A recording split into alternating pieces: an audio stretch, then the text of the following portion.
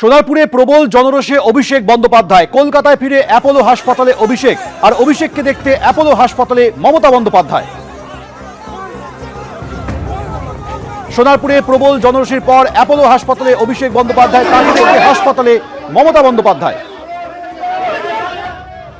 কৃষ্ণেন্দু অধিকারী টেলিফোনে রয়েছেন। কৃষ্ণেন্দু,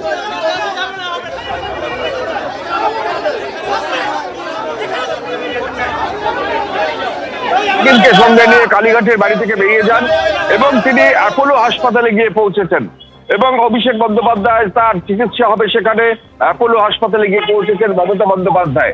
আজকে যেভাবে সোনারপুরে তীব্র জনরোষের শিকার হয়েছেন অভিষেক বন্দ্যোপাধ্যায়, তীব্র জনরোষের জেরে তাকে মার খেতে হয়েছে, ডিম ছুঁড়ে এসছে, তারপরে ঢিল ছুঁড়ে এসছে এবং সেই জায়গা থেকে পুলিশের উপস্থিতিতে শেষমেশ তাকে সেন্ট্রাল ফোর্স এবং পুলিশ দিয়ে সেখান থেকে বের করে আনা হয় এবং তাছাড়া এত জনরোষ ছিল, এত প্রবল মানুষের জনরোষ ছিল, সেখান থেকে বের করা যাচ্ছিল না।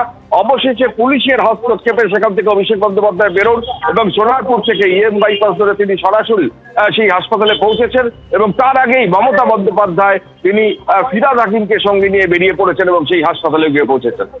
কৃষ্ণেন্দু, ধন্যবাদ।